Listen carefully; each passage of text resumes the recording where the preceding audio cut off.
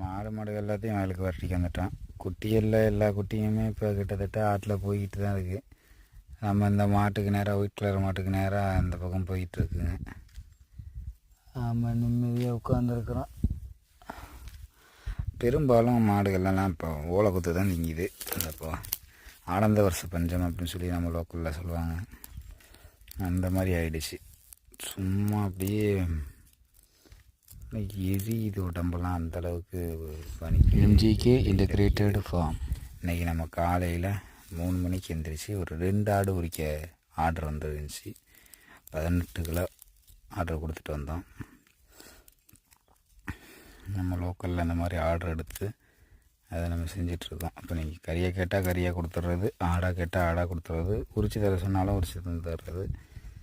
அதுபோக கோழி, ஆடு, மாடு தரகு பண்ணி கொடுக்குறது, இந்த வேலை பார்த்துட்ருக்கோம்.